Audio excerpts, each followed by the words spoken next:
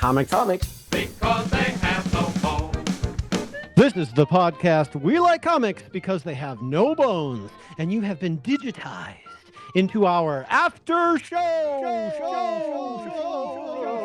digital sound effects. I'm Joe Ghetto. I don't know. I think that's what it sounds like. And I'm Mike White. And today we'll break down the creative team behind Suicide Squad, The Black Vault, and Going Sane, written by Rob Williams, penciled by Jim Lee, with backups by various other artists, and published in 2017 by DC Comics. All right. So let us talk about the writer Rob Williams, who was born in Wales. He started working in freelance journalism and corporate videos before finding his comic writing voice in 2002 with his indie hit Class War, and that is CLA $WAR, which featured a team of superpowered heroes created by the U.S. government. Sound familiar to the Suicide Squad, right? But that became a critically acclaimed miniseries that was voted Wizards Indie Superhero Comic of the Year, and it almost had a movie adaptation made, but it got, swallowed by the Hollywood void, as many ideas do. Sure. In interviews, Rob has mentioned that Andy Diggle, who we talked about way back in our review of Arrow Year One, was instrumental in helping him land gigs. The editor and comic book industry, Andy Diggle, not the brother to, or not the character in Arrow Diggle, that's the real life person, Andy Diggle. Yeah. John Diggle exists in the comics now too, so he's totally in the Green Arrow comics as well. But yeah, the writer. Yes, but the real person, he liked Class War and he vouched for Rob's storytelling chops. So Marvel took an interest, and Diggle reportedly passed his name along when editors were looking for fresh blood who could do gritty, nuanced stories. So he wrote things like Dark X-Men, Deadpool, and Ghost Rider. And he also wrote some backup stories during Dan Slott's run on The Amazing Spider-Man in 2011 that we talked about in our last episode in Aftershow, where so this is a backup story, so it's completely unrelated to what was going on that Dan Slott was writing. But Rob Williams writes a story where Ghost Rider, basically hell itself, shows up and asks why the bike hasn't been doing its job. Ghost Rider tries to fight back, but he gets like swallowed into the void or whatever. But before he does, he tells Spider-Man, take the bike. So he does. And we get these scenes of Spider-Man on the bike. And also the bike takes control and it zooms him off throughout the streets of New York, and Spidey is its unwitting passenger. So that was a really cool that sounds awesome backup story. And it's a one-page spread or one-page shot of Spider-Man on the Ghost Rider's bike with it's Johnny Blaze. So it's like the bone bike. It's like a big bone skeleton bike. So it's really cool. That would be a great tattoo, just like... That would be a great tattoo. But other things that he wrote that we might be familiar with are Judge Dredd for 2000 AD, Doctor Who for Titan Comics, RoboCop for Dynamite, and he also wrote Star Wars Tales and Star Wars Rebellion and Indiana Jones and the Tomb of the Gods, and these were all for Dark Horse, who owned them before they were moved to Marvel in 2015. Okay. So those are supposed to be really good, especially the Indiana Jones story. These are all supposedly critically acclaimed, but I haven't read them, but I'm going to add them to my list of things to read. So basically, he approaches comics like edgy indie films. He's got punk, dark humor, and sudden tonal shifts. And like we saw in Suicide Squad, a big shift of having a sane Harley Quinn in the midst of all the chaos that's going on at Belle Rev. So we kind of get that, but we also kind of explored a little bit of, the humanity behind the characters and kind of giving us a glimpse into her past. And it was a cool way to do it without any retcons or continuity errors. So he basically kind of gave us a multiverse or retcon or some kind of new 52 rebirth, whatever thing that DC would do, but he gave it to us in a little pocket that made sense within a story. And that was really cool to have a what if moment and explore it and then kind of go back to the status quo without Flashpoint or anything else going on. Without altering the whole universe. Yes. Or without erasing somebody's marriage from continuity. I'm going to bring that up. That's going to be the new, instead of the whistle for Star Trek, that's going to be the new thing that I'm going to bring up every time is You know what, Mephisto and One man? More Day. I have to say, and maybe I said it last time, but I didn't realize how much Marvel kept rubbing it in fans' faces after the fact. I think that's what makes it worse. And if anybody's been a DC fan for a long time, yeah, they're going to do something to make you angry at some point. That's what they do over the years. I mean, they will do something to make you mad. Yeah. Editorial or whoever will make a retcon that you don't like, but the thing is even that I don't think was as damaging as what they did to Spider-Man's history with One More Day. When you Yeah. were like he's the poster child for having editorial interfere in his stories, at first I was kind of like we'll see, but yeah, after listening to your explanation, like it's so bad. Oh my Yeah. gosh. And it just, and they So just made it worse. And it's like, just stop. Can we erase that from continuity? Can we just have that yeah. gone? Ay, ay, ay. But going back to Rob Williams, his most recent work includes the World War II horror Out, or World War II horror called Out, and the Sword of Oh, Hyperborea for, I guess, Mike Mignola's Hellboy universe. But it had a oh, lot of okay. like ancient blades and traveling history. And so it's like, it seems like the stuff that he writes is usually like really deep. It's got some kind of like additional layer to it that you don't get from a lot of other storytellers. So I kind of want to check out some of his other things. But you can find more about him on his website at www.robwilliamscomics.co.uk because he was born in Wales. So it's a UK address. So it's robwilliams.co.uk. Basically everything you mentioned that he's done sounds interesting to me, and Yeah. especially because we've spent so much time in the big two recently with the podcast. Whenever you start firing off some of those indie ideas by a writer that we already like, I'm like, oh, maybe we'll review that later, Yeah. that kind of a thing. So it's always fun to find somebody that you like and then kind of go down the rabbit hole of their Yeah. career. So speaking of long rabbit holes, there is a lot to say about Jim Lee. The He's, infamous Jim Lee. yes. So Jim Lee is a Korean-born American comic book artist, writer, editor, and publisher. He was born in Seoul, Korea, where he began drawing at a young age and developed a love for the Max Fleischer Superman cartoons from the 40s. His strongest memory from early childhood, however, was when he was hit by a truck at the age of 5. His father, a doctor, was waiting when he awoke at the hospital, and this began a period of greater protectiveness from his parents. Eh, So, which I mean, understandable. yeah, okay. So, when asked about his early childhood, Lee has said, comics, trauma, art. That was the be all end Mm, all of my childhood.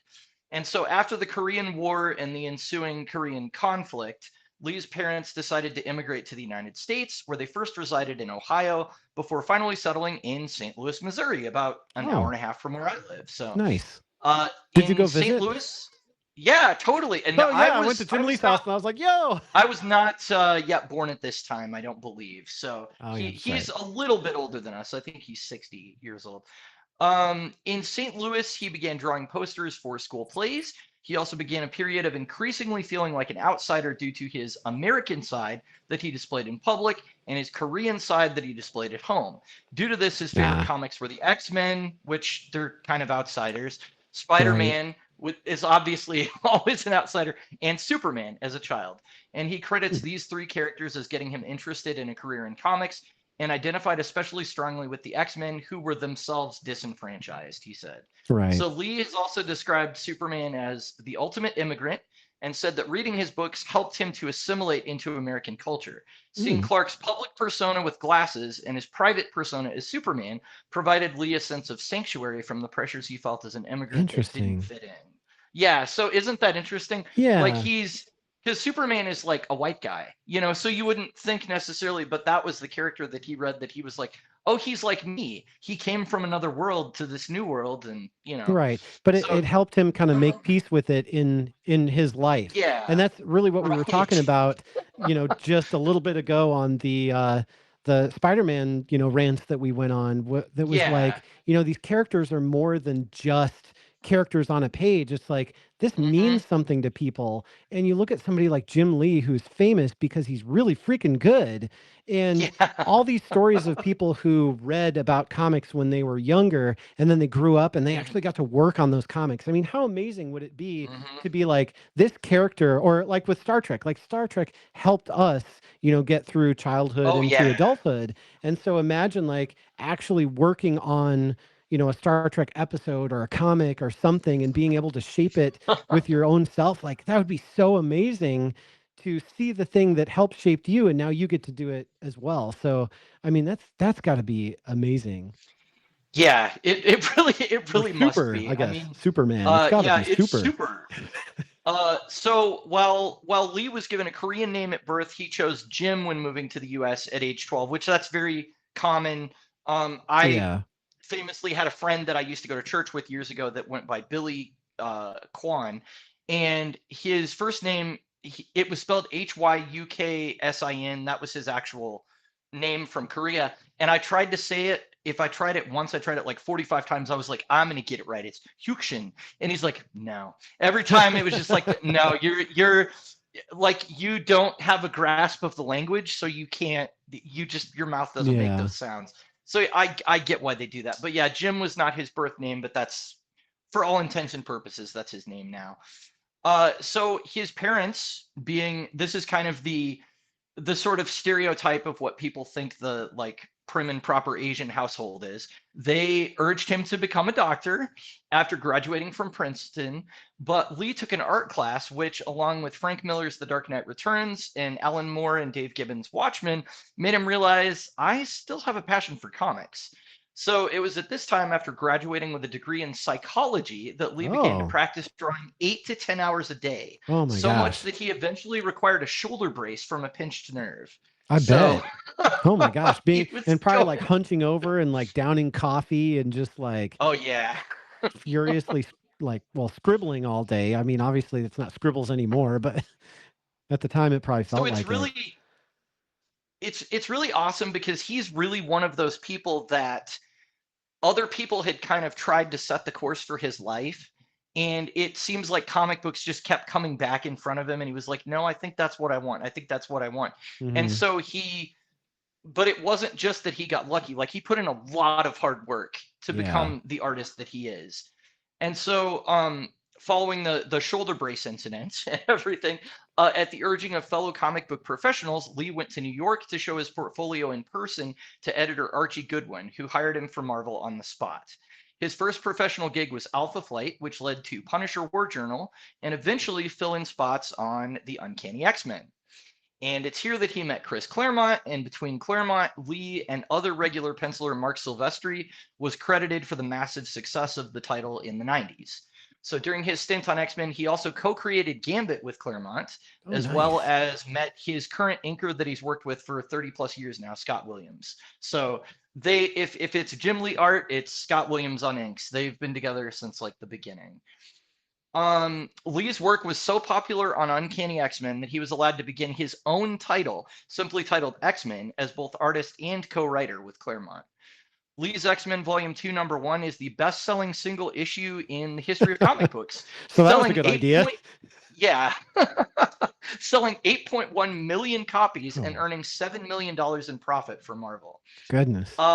Lee designed all new character uniforms for the team, all of which were used for the X-Men animated series in the 90s, which again, we talked about that briefly Yeah. in the show before.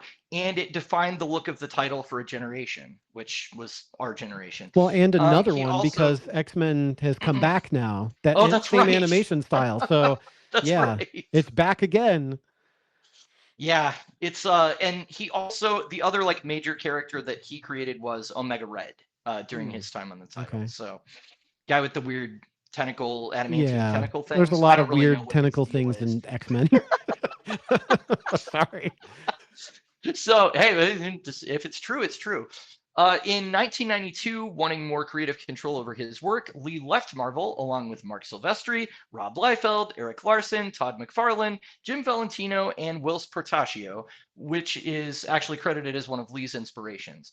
Together they formed Image Comics, but all retained their creator-owned imprints while there, as Image was just sort of the umbrella publisher. Yeah. While at Image, Lee launched Wildstorm Productions, his group of titles that included Wildcats, Stormwatch, Deathblow, and Gen 13. And we reviewed a Wildcats story this year, so that's all began in the 90s with Lee Mm-hmm. at Image. Briefly in 1996, Lee and Liefeld were lured back to Marvel to relaunch their characters for their Heroes Reborn initiative. Lee wrote Iron Man while providing pencils for the Fantastic Four. So, yeah, Fantastic Four Volume 2 is all Jim Lee art. Nice. And they have some very 90s over-designed costumes with like Sweet. cutouts in Sue's outfit and stuff where it's like a 4 here, and it's just, yeah, it's weird. Oh But yeah. So wait. So I wanted to say this during the episode, but then I forgot. But it's actually kind of better that I saved it for the after show because oh, sure. we, Yeah. you know, we keep a clean vibe here on all of our shows that we do. Oh, But I yeah. feel like with the after show, we can kind of relax a little bit more. Like YouTube Sure. is kind of just a little more, cozy for that kind of thing. But I Mhm. wanted to say that I really appreciated how he drew women in the Suicide Squad. Like the way that he drew Harley, she didn't look like, I don't know, like usually it's this like over glamified supermodel, Mhm. or she's like really stick thin, or she's like really voluptuous. I mean, to the point like the Spider Woman Yeah. stuff we've seen where it's just like contorting your body uncomfortably. Why would you even do that? But I Right. felt like he had a really good like balance between making them sort of seem super heroic, but also making them seem like real people. Like Harley looked like she had a really good shape to her, but it wasn't like overly developed, but she Yeah. had a little bit of muscle mass, not as much that she Mhm. looked like Wonder Woman, who's like super strength, but she looked like she Right. had a little bit of athleticism to her. And I was like, that's a really good way to draw women because they look a little bit more like, they're still athletes, they're still superheroes, Mhm. but they feel more grounded, just like the writing, versus when you see like Captain America by Rob Liefeld, who's just like, I can't even I can't even like simulate that on video because it's just his chest is just So as big as his whole body. the And he's a dude. what's funny is that came from this era that I'm talking about right here. That Yeah. was the period where Liefeld and Lee came back because Marvel was like, we're going to give you piles of money, come back from Image and do some stuff for us. The difference is they weren't under exclusive contract at that point. They were just like, Hmm. okay, yeah, we'll get paid by you and make comics, sure. But they didn't have to like stay with Marvel or leave Yeah. their stuff at Image. So yeah, I will say that the way he draws women has improved over the years. They did, especially like the early Wildcats issues, Voodoo and Void specifically, will have that like really thin waist and then like the Hmm. really wide hips, and I'm like, no one looks like Yeah. that. Like that's very Are you wearing a weird. But corset he's and like ultra tight mode? Like, yeah, I can't breathe. yeah. But I mean, which was the style at the time. Yeah. But one thing, it's funny you bring up Liefeld because Jim Lee has been described by a lot of people as Rob Liefeld, except he knows anatomy. That's Oh, sort of the. I realize that's a big slam on oh, Liefeld, but they have very similar styles. But Lee clearly has a mastery of how the human body moves, what shapes it can take, and things like yeah. that. And it while it might be heightened because it's superhero comics, it's still going to be something that you could conceivably go, okay, a person could probably get into that position. So Right. yeah, that is not something I came up with. That came from my old local comic book shop owner, Mike No, actually said that. Nice. He was like, well, Jim Lee is Rob Liefeld but knows anatomy. I was like, oh my gosh. But Liefeld, if you're out there watching this, I actually do like your stuff Yeah. anyway. It's not I have it's all not this a Deadpool problem for behind me. me that you did, and I love it. Right, So exactly. Yeah. please So don't I, keep watching. I'm a Liefeld fan too, and I know that that'll probably get some remarks in the comments by itself. But yeah. So anyway, after Heroes Reborn, which wasn't entirely a successful initiative, he returned to Image to publish, write, and pencil many successful titles. And which those include like the stuff that he published would be like Stormwatch, The Authority, which one of The Authority, the engineer, is actually in the Superman movie this summer. Oh, So nice. that's coming out in a month. So they're going to be Wildstorm action or Wildstorm characters for the first time in live action I'm really glad in we the reviewed new that then. Superman movie. And with the Yeah, after isn't show that? too, because you talked about a lot of those titles. So now Mhm. it's like I kind of have more knowledge going into the Right. movie, which will just enhance my experience. So, Yeah, so I don't know what their place is in that film, but I do know that at least one of them is there. So that's kind of a big deal. mhm. Um, and let's see. So after producing and penciling all these successful titles, Lee actually left Image and sold Wildstorm to DC in 1998, citing his role as publisher and his family demands interfering with his work as an artist. I So he's bet. like, I'm tired of being a manager. I'm tired of doing all this stuff. I want to have more time to pencil.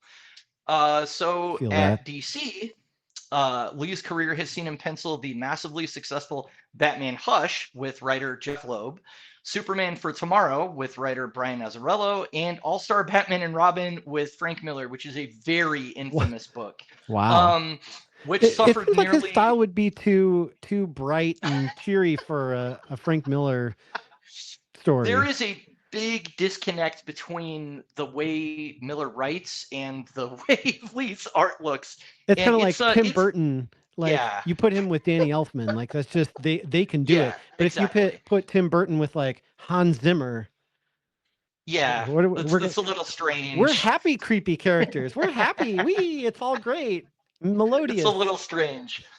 But so famously, All Star Batman and Robin, which actually never was completed, I think it only made it to issue 9, suffered Wow. nearly year-long delays between issues. Lee has said that the delays were totally his fault due to also providing all of the key art for the cinematics in DC Universe Online.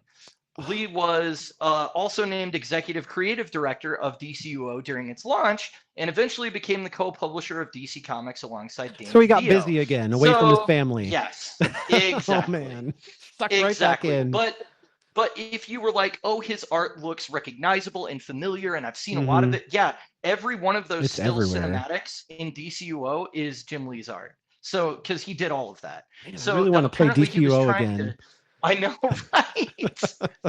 It's one of those things where I'm so worried that my memory of it is better than the reality. So I'm kind of like, I don't know if I want to keep it in the back of my mind as like this happy thing that I did, or if I'm gonna go back and be like, oh, this sucks. It's You kind of know, like playing I Mega I Man just don't. X4 again. You're like, I know that these cutscenes are going to have horrible voice acting, and Uh, he's going to go, "What am I?" But the game is just so fun. Like I almost think it that is. DCUO, like just to see the stories and to see the art and to know it's Jim Lee and Yeah. to like have these characters, to experience these stories might be fun in and of itself, regardless Mhm. of what kind of crazy changes they went through in the combat mechanics. Because it seemed like we would play and then we would take a break, and then when we would go back, Yeah. they did like an overhaul on all the different classes, and so then we'd Hmm. have to relearn how. Oh, I don't like the Earth one as much because now it's less tanky and I Yeah. like this. And then we take a break and come back. Oh, well, guess what? Earth is more tanky now. And that game was fun though. Yeah, it's those kind of things that they change all the time. That I don't know. Yeah. It happened with Final Fantasy 14 as well, where like we were Yeah. very into it, but when they started taking away a lot of the customization, because they're like, well, we don't want one player to be like Streamlined. better than another because then people won't get invites and what, and it's like, yeah, but now my dragoon is the same as Joe Dragoon over here. Like we both have the same Joe dragoon. Mama's So Dragoon. exactly. So back to lurching back to Yeah. Jim Lee. So following his move to becoming co-publisher of DC Comics, the Wildstorm imprint at DC was ended. And Mm, so just to give you a picture of what that looked like, when Lee sold the characters over to DC, he came over in kind of a managerial role. And then they continued it as its own separate imprint, its own separate Earth that was in the DC universe. right.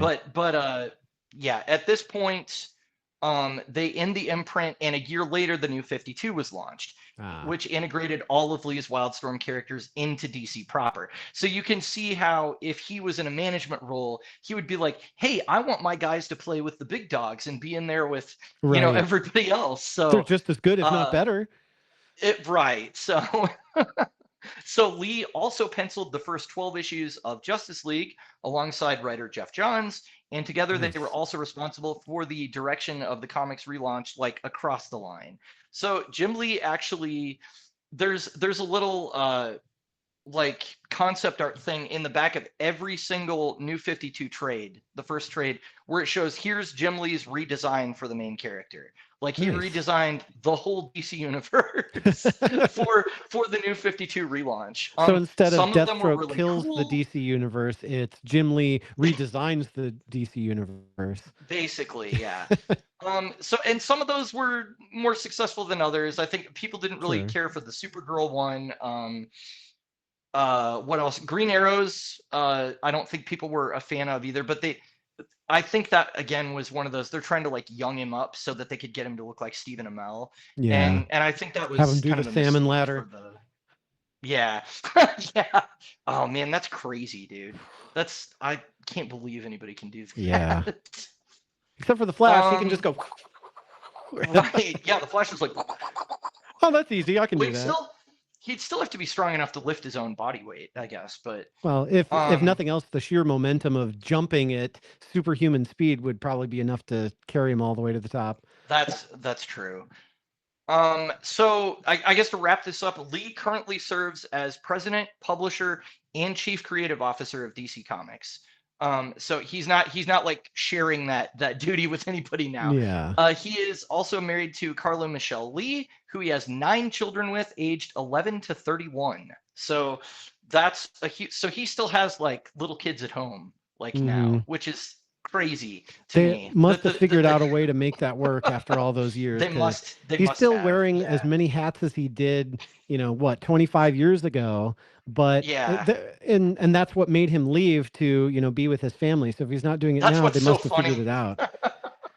That's what's so funny is that he was like, "Oh, I don't see the family enough, and I don't have enough time to pencil." And now it's like you're doing even more work, Yeah, arguably. So, but that's also why you don't see him do long runs on books very often. And sure. if you do, there's usually delays involved because Yeah. he's got too many hats. So he's kind of removed from the art creative side more, and I think he's more involved in like shaping the universe Right. and how things are going to play out. So Well, and it was nice with the Suicide Squad too, like how you pointed out that he had less issues to draw because hmm they had the backup stories. So it took away kind of from the main. So that's a really creative way to be like, I'm going to contribute and I'm going to do this, but I'm not going to burn myself out doing it.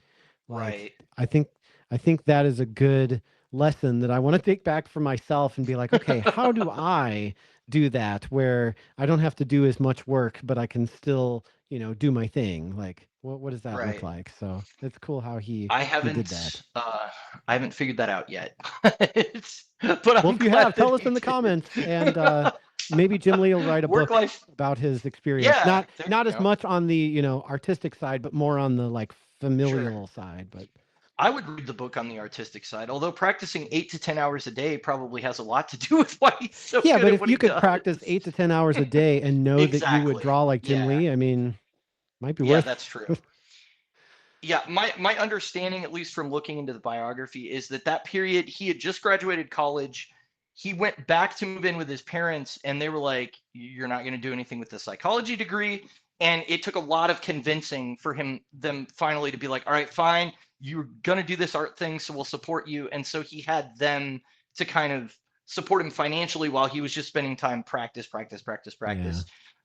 But I mean, it shows it paid off. So. All right. Well, for our character discussion, this has been a lot of me talking, so interject whenever you feel like it. Have been. People get, I'll keep doing yeah, it. yeah. People get tired of hearing just my voice, I'm sure. The Suicide Squad is, as we mentioned before, an elite government strike force with expendable agents sent on covert, life-threatening missions where official actions aren't politically convenient. So it may surprise you to know that the Suicide Squadron, were a group of World War II soldiers led by Rick Flag Sr. and included the Oh, firepower of the robotic GI Robot.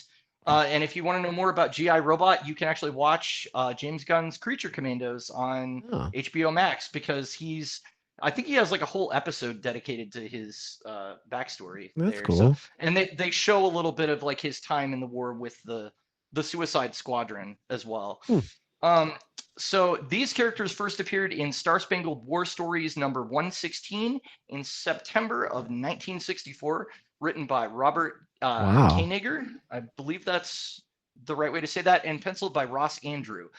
So the original version of the team had high casualties and low morale, hence the name, until Flag Sr. was able to pull together the various personalities at odds and make them an efficient combat unit. So it was very much like a wartime comic, except this is like the unit that you don't want to be a part of because everybody dies all the time, you know. So after the war, the squadron was disbanded, but the program was eventually reactivated by Amanda Waller and Rick Flag's son, Rick Flag Jr., this time under the designation Task Force X. In this incarnation, Flag leads a team of super criminals who serve to reduce their sentences with bombs implanted if they get out of line. And this version of the team debuted in 1987's Legends #3, written by John Ostrander and Lynn Wine, and penciled by John Byrne. And so here I have in the notes, actually, this is the cover to the first trade collection of John Ostrander's run. You can see Captain Boomerang is there right away. We've got Rick Flag in the center. Deadshot is there. I forget who the punk girl is on the right, so forgive me, people in the comments. That's actually Enchantress up by the helicopter. So she was in like in the green there. Oh, weird. She's got she And looks then like Agatha Harkness. She's yeah, got she like the just looks like a witch's witch. hat and Yep. huh. Yeah, that's what she looked like in the 80s. And then Bronze Tiger is behind him on the left. Wow. So John Ostrander, after Legends #3, he launched the ongoing Suicide Squad title, starring Amanda Waller, John Economos, who you will have seen on the Peacemaker show. He's the guy with the glasses, the kind of like bigger guy that tags along with the team all the time. Okay. He's from the comics. And a rotating roster of supervillains. John Economos is actually the warden of Bel Rev in the comics, so that was his position. And then Waller is just really like their handler in the field kind of thing. Right. So they had like separation of those two duties. Hmm. Ostrander's run lasted for 66 issues from 1987 to 1992. And the members Wow. include Deadshot, Bronze Tiger, Enchantress, Captain Boomerang, Vixen, Lashina of the Darkseid's Female Furies, Plastique, Killer Frost, Multiplex, and a lot of other characters. Actually, way too many for me to Multiplex mention here. and more multiplex So, and also many others who are not multiplex. exactly. I think Multiplex was on the Flash show, if I remember correctly. I think they so, did but him on probably there. like a lame version because that's what they Yeah. tended to do on the CW shows is like, here's this cool character, but we're going to reference them by making them dumb and killing them off really quick. Yeah, it's something like that. I don't remember very well, but so John Ostrander's run is generally considered like the best era of the team.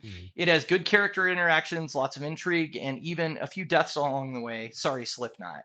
So yeah, Slipknot, the guy that dies in the Suicide Squad movie, that's pretty much what happens at the beginning of Ostrander's Suicide Squad run. Wow. Is he's there and he's trying to go off book, and Waller just kills him. So yeah, he tried to slip, but not. He was not yeah, allowed. he was so not he slipped not.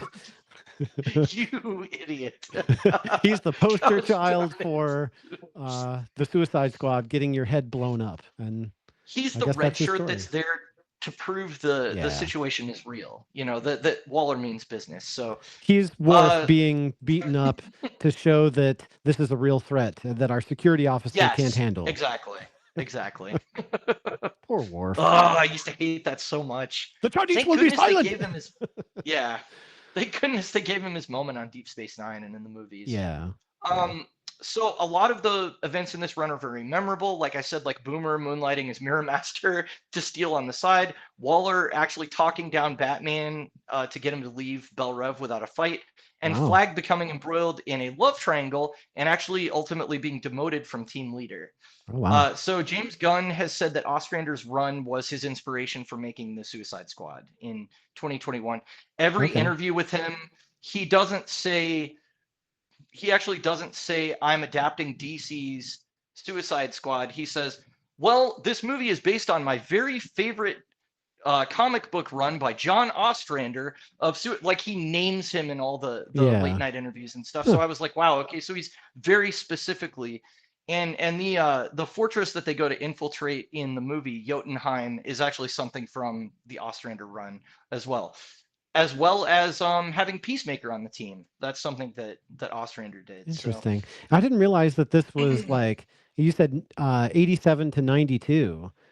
yeah. So, like, wow, the characters have been around for so long, but then also these like acclaimed runs are, well, I guess they're old they're now by yeah, today's they're pretty standards, old. but I'm surprised. I thought everything was a lot more. I thought this was like a 90s baby who, Hmm. gained some traction and then became the cool kid in the 2000s, but no, it's another like legacy, 60s, 80s, 70s, 80s, 90s. That's Well, awesome. it's cool because like the original inception of it was something totally different. And then they have another writer come in and he's like, "Hey, what if the US government reactivates this, but they do it on our soil and they use criminals?" And it's like, "Oh, Mhm. okay. So it's like the same program, but it's sort of like morphed into this thing that it wasn't Right. before."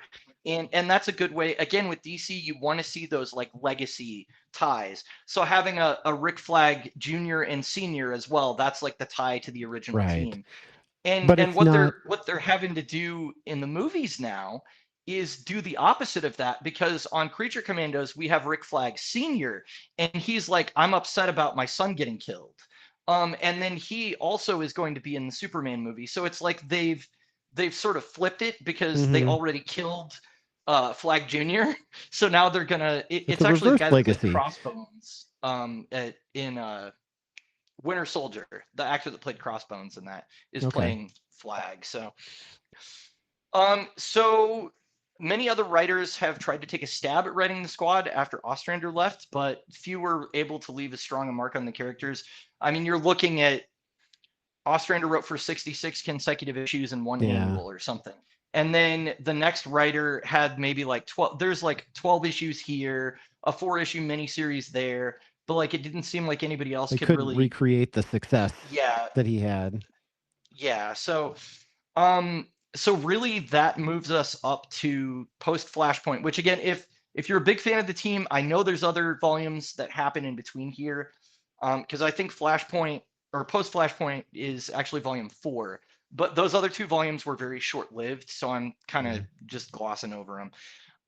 So post Flashpoint, again, like I mentioned earlier, the team didn't suffer as badly as other properties because the Suicide Squad's edgier tone kind of fit the general tone of the line that DC was Right. publishing during New 52. So you had Harley Quinn, King Shark, and Deadshot. They're the main stars of the title. And during this era, Adam Glass wrote the initial run with a younger, more fit version of Amanda Waller commanding the team. And I just thought of this, but on Arrow, when they alluded to the Suicide Squad and when they showed Waller, it was like a young fit lady playing Yeah. her. So that's why, because that's what Oh, they were doing in the comics at the time. But she didn't have like the presence of, I mean, she's called the Wall for a reason because she's right. kind of built like Kingpin. And you look at her and you're like, wow, I don't want to cross that lady, like, so it's Yeah, because yeah, it in wasn't. in the Suicide Squad we read, she like headbutts some Rick Yes. Flag. She's just like boom. I'm like, Yeah, whoa, okay. She's a little formidable. I like that. Like she is. because it seems so weird for a lady screaming into a microphone, "I'm going to blow up your head," to because it Hmm. wasn't the first Suicide Squad movie like that where it was like, how does she even have control over them? Because she doesn't seem very like she could really control anyone. It's really just the bombs. Right. But I kind of like having Waller that's she is manipulative. She knows how to control people. And the bombs are sort Hmm. of like the physical counterpart to her mental espionage. It's like I'm Yeah. mentally manipulating you, controlling you, and tricking you. And also there's a bomb. Instead of, well, there's a Hmm. bomb and do what I say or I'm gonna blow up your head. We'll just do it. I'll blow you up. I'll blow you up. Oh, I'm gonna blow you up. Right. Like that. Yeah, I think the only thing they've been missing really in, because I really feel like the Suicide Squad got it right as far as how she was acting and everything. It's just that Viola Davis does, she still doesn't have that like imposing presence as a person. So I mean maybe they could just have the same actress get really buff or something. I don't know, but that would be kind of weird too. I don't know, but but I think her attitude and her performance and everything is right for the character. It's just the comic book version, you look at her and you're like, I don't want to mess with her. Like I'm scared Yeah. of her automatically. And that fear is kind of like part of her manipulation Right. too. So um yeah.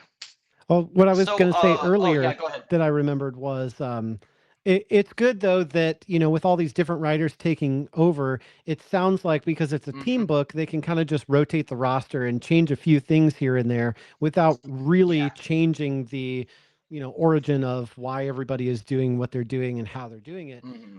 which is really good because, with DC, there's the legacy characters like you mentioned, but there's also Hmm.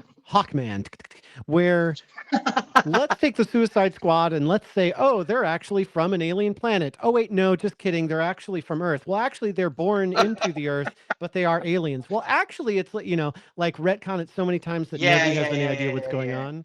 I'm glad that they did not do that with Suicide Squad. Yeah, it's a very like logical progression from kind of like point A to point B. That's good. Um, so the big difference between pre-Flashpoint and post-Flashpoint, or at least New 52 era, Hmm. Suicide Squad is that Rick Flag was removed entirely from the comics. Oh, And wow. he's kind of the biggest missing element for all of the New 52. So he just doesn't exist Hmm. as a character. That's It's just weird. Waller, and then Deadshot is team leader, and everybody reports to him, Huh. basically. And that's kind of how they ran with it. So this era of the comics actually has 2 volumes, and I've got the covers there for you to see if you like. Suicide Squad Volume 4, which that's issue 0 there with the thin Waller in the middle That's there. weird. Just Thin looks Waller, like thin an Waller as agent, opposed to the. I know, kind of like Maria I know. Hill from Shield on Marvel. She looks very like Maria Hill, doesn't she? I never Yeah, noticed that's that what it makes before. me think of. But yeah, well, they Hmm. also with the Wildstorm integration, they retconned Waller into being on Team 7, which was like the original Black Ops team that Grifter came out of. Ah, So they had her like doing missions in the past with him, and they knew each other, and that's how they hmm. were kind of trying to like weave those elements into DC history.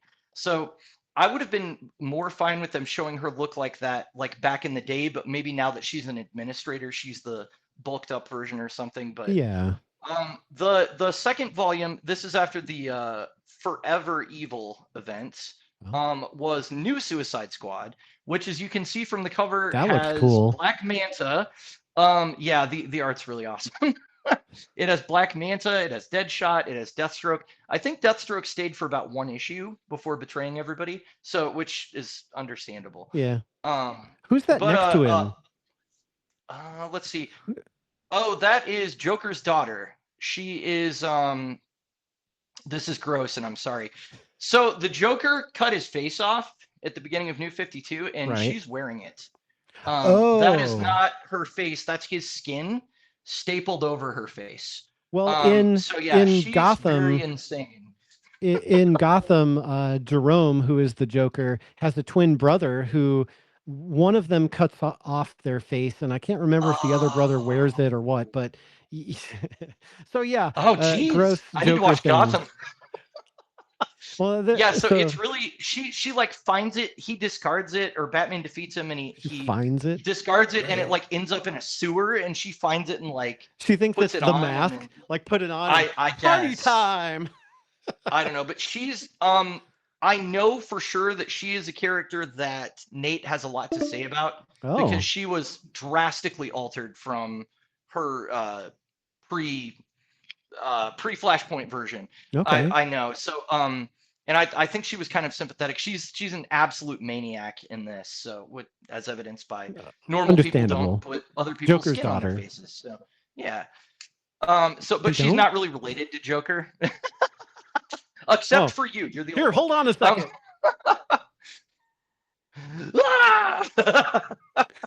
My real they face. make dude, they were selling with Death of the Family, I think was the story arc written by Scott Snyder. They were selling these like big box versions of that trade that were packaged with like a mask of the Joker's face skin. It was so gross. You Oh, could go see it at Barnes and Noble at the time. And so you would see people at conventions with like that mask on, and I'm just like, oh, it's so that's disgusting. worse than the Inside Out Captain Kirk mask. It's yeah, it's pretty Oh, bad. yuck. So anyway, with the move to so now we're leaving New 52 behind. Bye. With the move to the Rebirth era, however, Flag Jr. was added back in, which we saw in the story that we read today, Yeah. as a lot of legacy elements were restored, and Rob Williams began his 53 issue run, Ah. which is the second longest in the title's history. So there's John Ostrander, and then there's the writer that we had today, and he's the next longest run on the title.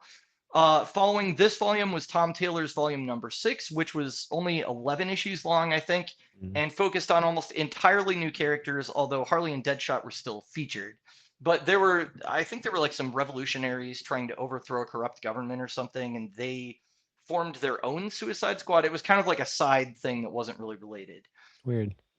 The recent volume, which I've only read this in the DC Universe app, I don't own these, but Volume 7 has continued the long march to making Amanda Waller a threat to the DC Universe at large. Oh, nice. And chronicles her attempts to enslave an entire Earth, which is Earth 3, the crime syndicate, culminating in the event Absolute Power. So if you know, there's Ultraman, there's Superwoman, there's Owlman. These are the Earth 3 like evil versions of the Justice League. Okay. That's what the crime syndicate is.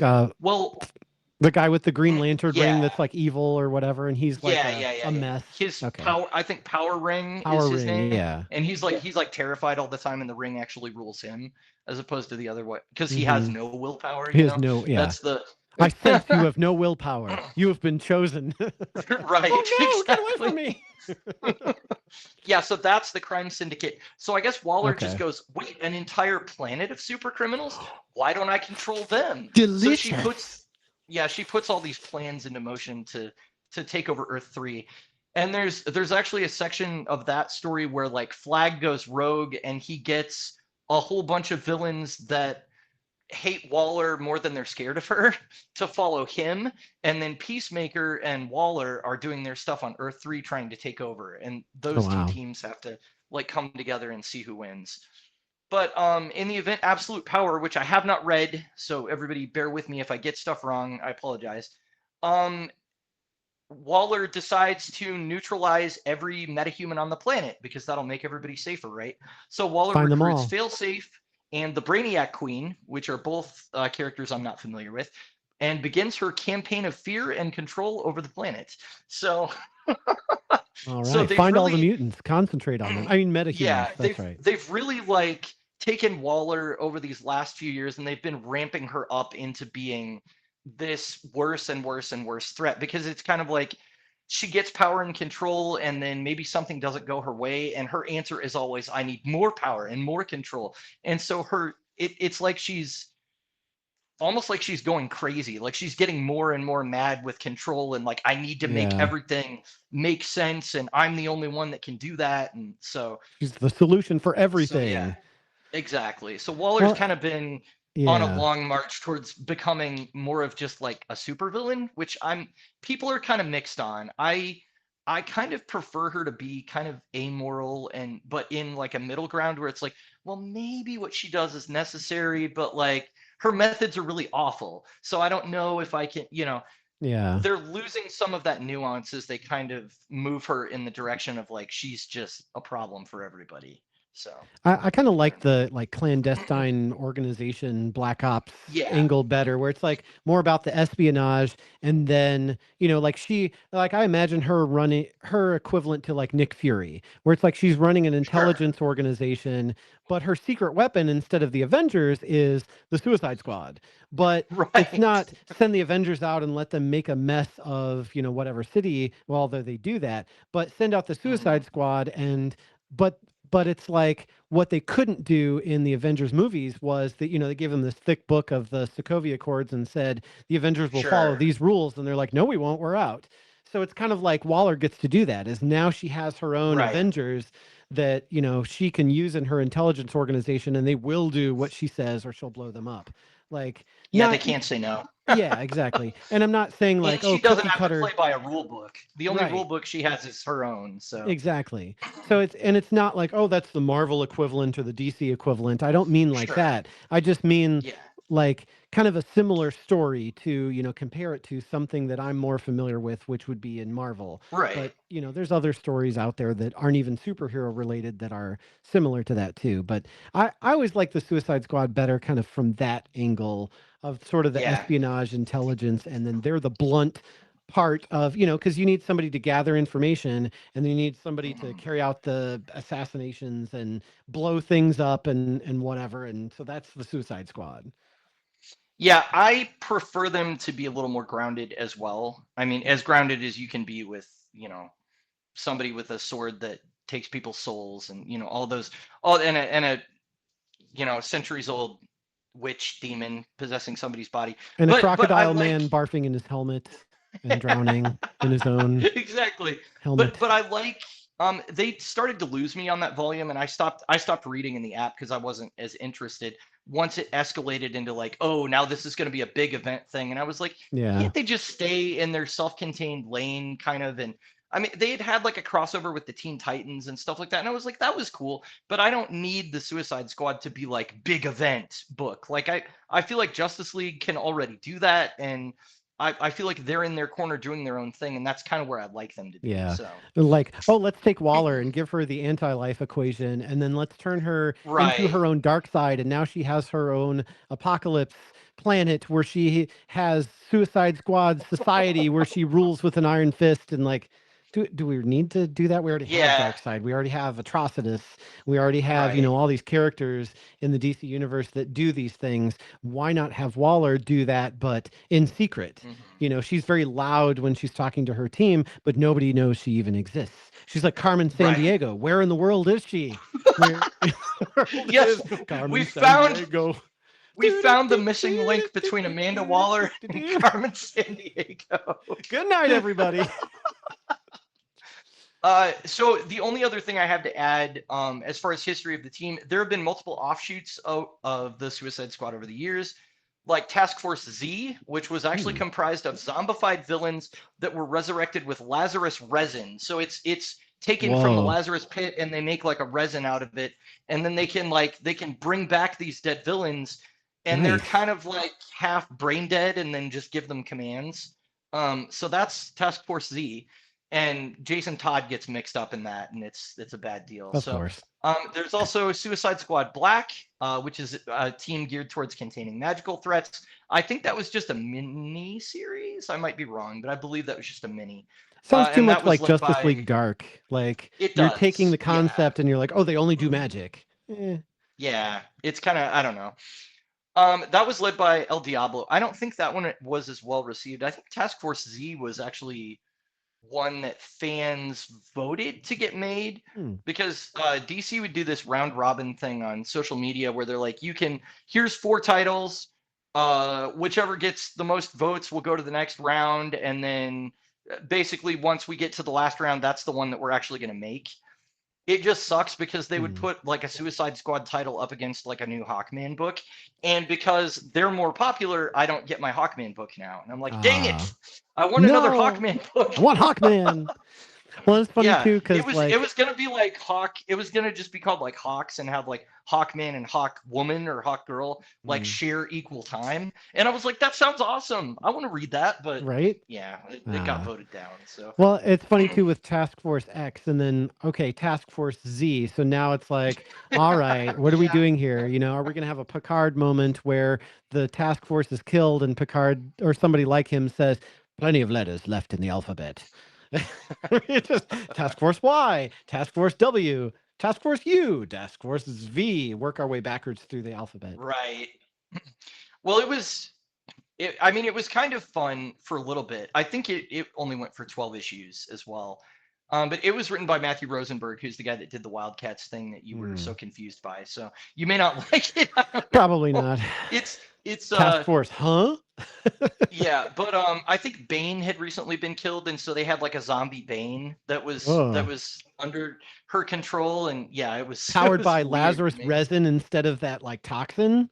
Yeah, Whoa. it was really crazy. For some So reason, when you say Lazarus resin, I think of either Jurassic Park, where he has like the extinct whatever it is that's in his cane, Oh and it's in yeah. resin. And I imagine like just Yeah. Lazarus water inside a ball of resin. Or I also imagine resin like rosin like they use on bowstrings.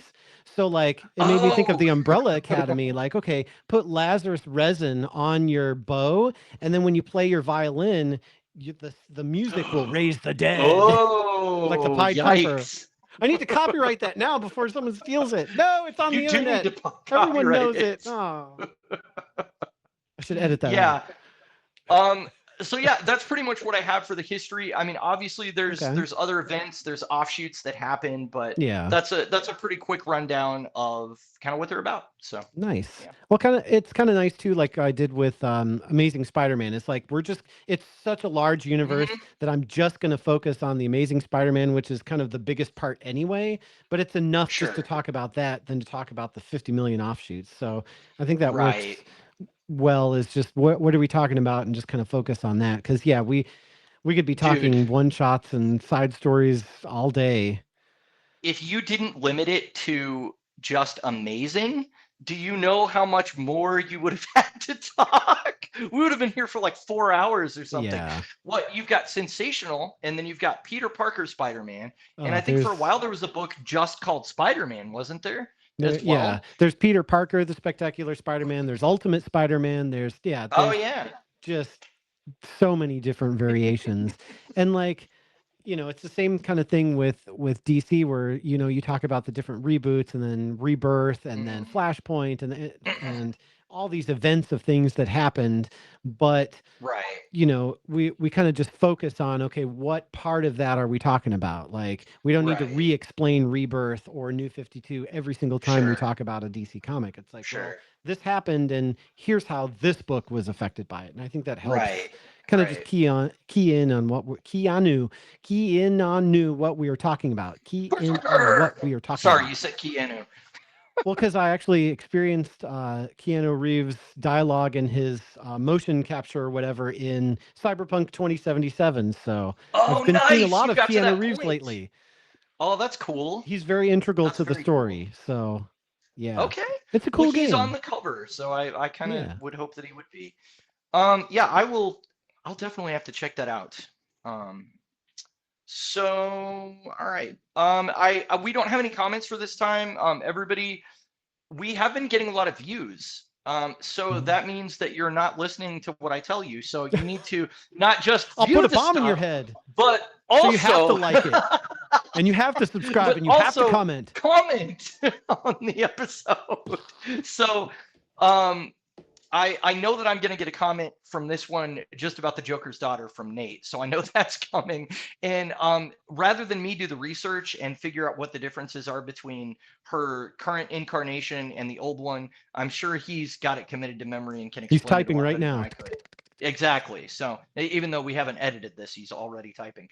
Um, but yeah, almost 1,000 people watched your short where you were talking about kind of the way that comics can inspire and how they're not just words on a page. So I think that really resonated with a lot of people, and we would love to hear from you. Yeah. So yeah.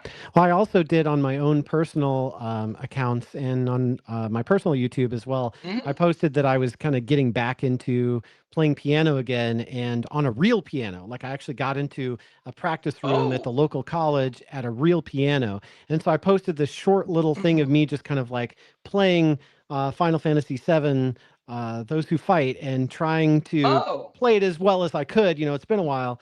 And that actually got like 1,700 or 1,800 views on Dang. YouTube, and it was within the first like 24 hours. So I really Hmm. think that a lot of the discussions we've been having lately about how things are personal to us, and authenticity even in comic books, and how that translates to us as real people, and how we relate to it, and how that's kind of different from the business model. I think that's really like Sure. a not a hot topic, but a trending topic maybe, that people are Yeah. looking for, is just want to see people who are real, because there's so much pomp and circumstance on the internet, where there's so much accessibility when it comes to tools of making professional looking stuff that everybody Sure. has a professional looking YouTube channel now with amazing Right. graphics, but it's all just filler. They're just talking, talking, talking, and Mhm. finding something that's actually personal, something that actually resonates with you and helps you look at your life and go, maybe I want to change. Maybe I want to start practicing art 8 to 10 hours a day like Jim Lee did, or something like Right. that. Like Yeah.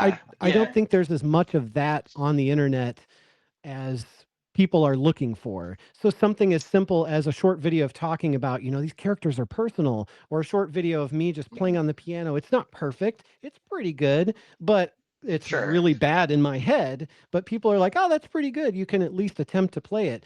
Those are things that Right. I think people are really looking for, especially in this day and age, because it's so noisy with everybody's opinion out there on the internet and all And of the, everything is so sanitized by the time it yeah, gets to us. It's like the nuance and the process and the personal touch is missing so much because all you see is either a finished product or something that's been polished so much that you yeah, know it's kind of lost its personality. So yeah, that I think that people really enjoy that. So that honestly, when you were talking about that in the last after show, that was the moment that immediately, like as you were saying it, I was like, oh, I know what I want to make a short out of. Like this is the section because that kind of like sums up, instead of trying to go through the whole history lesson and go, what piece of this do I want to like pop out and show to the viewers? I was like, well, maybe this would be better because this is really you just talking about why you love Spider-Man, and that is probably yeah. more meaningful to people. So but All I'm right. really surprised at how all of this came out. I went into this before I read it expecting to give it a 3.5 or a 3 because again, I had such a negative reaction years ago, but that was honestly biased based on, why are they making it like the movie? When really it's not like the movie, it's its own Yeah, thing. It's just using those characters. So, right. yeah. Well, and kind of like I said, for the familiarity for people to get into, like we don't like it Hmm. because it's very heavy-handed of, well, this character is forced to, it's like putting Felicity into the comics. Like you're only doing that so that people who like Uh, Felicity on the show will check out the comics. And we didn't like her on the show, so we don't like her in the comics. But there probably are actually people out there that liked sure. Felicity in the show, and seeing her in the comics along with not Andy Diggle, but with John Diggle, Diggle. John Diggle, was probably some connective, tissue for them to be Sure. like, okay, maybe I'll check this out because it kind of looks a little more familiar. Because the Mhm. uncertainty of diving into a comic that is completely different than what you know from watching a movie, a show, or reading a book can be really hard to Right. get into. And so I think they have the right idea to help people ease into it, but it's when they sell out that it's obvious to everyone and it's just kind of like, well, this isn't fun because you're basically retelling the movie in comic book form and we don't want that. Sure. So give me Yeah. something original, give me some, people that help connect it so that there's not that Hmm. uncertainty there so I can get into it, but don't hit me over the head with it. And I felt like this comic did a good job of that, of there's enough familiar stuff that I get into the universe almost immediately, and then they take me on a Hmm. story that's completely different than anything I've experienced with the Suicide Squad Right. before. So that's why I rated it Yeah, so I high in agree. the first place. I was thinking about what you said about the comics and the media using the same characters and stuff.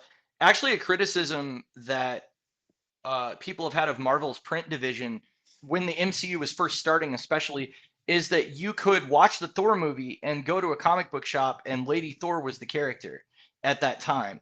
And you could go to a comic book shop, and Riri Williams was the character at that time that had the Iron Man armor, and Tony Stark wasn't front and center. And so they were going, this is not pushing people towards comics because you're making them fall in love with the character, and then they go to the comic book store and they're like, well, I can't find that thing that I'm looking for. So it is smart to have some crossover, I think, because then you Yeah. can you can have that thing. I mean, the first Daredevil comics I read were because I liked the movie, honestly. I mean, Hmm. that's the truth.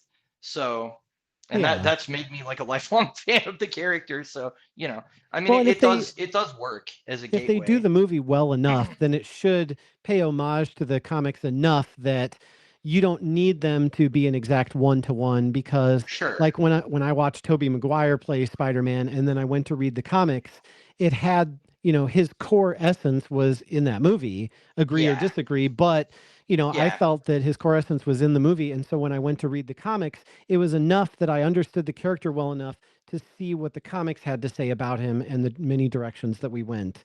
But with the movie being that way, it helped, and you didn't have to draw him like Toby in the comics to make me want to Right. pick it up. No, I want to see his face. I don't want to see Andrew Garfield. I don't want to see Tom Holland. No bloody A, Right. B, C, or D. Just the original Enterprise, please. It doesn't have to be like Yeah. that. We can have him be different, but the character is the same. That it feels like the same character, even if he's doing something different. So it Sure. it goes both ways, but like I said, I think it's when they sell out completely, where they kind of try to make it a one-to-one, where it's like, okay, but Yeah. we want to hear about Riri Williams. We want to hear about these other Thor, who is her name Yeah. is Yeah. Thor. It's like Thor. Hawkeye. Her Sorry. name is I know. Hawkeye. It's yeah. But we want to hear about these characters, but we Jane also don't Foster. want to. That's what I should have said. Yeah, we don't want to have them just like bludgeoned in our faces. Like, let them exist in Yeah. their own space, and let the Tony Starks and the Thor movie version stand in their own space too, and Hmm. let people make their own connections. Hey, I like Thor. I like the movie. My mom likes the movie because, not Chris Chris Evans. Hemsworth. Yeah. Chris Because Hemsworth. Chris Hemsworth Yeah. is built, and my mom likes the movie and he's hot and ripped. So when I read the comics, she supports me reading these comics. And now There you that I go. like reading Thor comics, there's also Jane Foster as Thor. There's Hmm. also the Thor family. There's also the Right. workout book where you work out and you get Thor afterwards. You got you But got Frog Thor and you got Beta Ray Bill and you got all those yeah, guys. alligator Loki. But like, you want Right. to check out those other things because the character that you Hmm. started with, it's like I started with Peter Parker Spider-Man, but I also like Ghost Spider. I also like Miles Morales as Spider-Man. I Right. like all these Spider-Man characters in their own way, but I don't need one front and center in the exception of all the others. So like, Yeah. just Yeah. get That's hooked the on problem. hooked on one character and then jump to the other characters from there. So, Yeah, but don't that's the sell out problem is when they're completely. replacing Yeah, something that you already liked with it. retcons and I'm a big believer in these universes are so vast and filled with characters anyway that there's no reason why you can't always just add another one. yeah, I mean, it never has to be it never has to it take never has away, to erase the previous one to be right? legitimate. It can Unless you're still Mephisto. be legitimate. Well, yeah. But this has been a long aside. Sorry, guys. Sorry. Well, that is a long aside, but that will wrap up our after It will. show for our review of Suicide Squad, The Black Vault, and Going Sane on We Like Comics Because They Have No Bones. So if you haven't already and you're still here, thank you for still being here. But also make sure that you visit our website at bonelesscomicspodcast.com, where you can listen to our other episodes, which are just equally, if not more, illuminating. And you can also shop on Printify, where you can get Mike's banana designs on t-shirts, mugs, and more. Oh, wait, that's Spock. That's not one of my designs. Here, Suicide Yeah, like Squad that, except in bananas. color and on a t-shirt or mug or more. Right.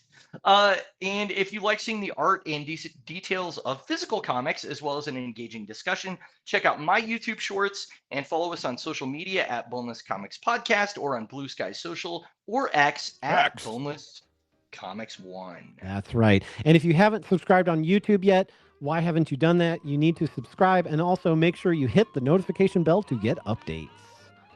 And on that note, thanks everybody for watching, and we'll see you next time. Boomer! Boom! We like Comics. because they have no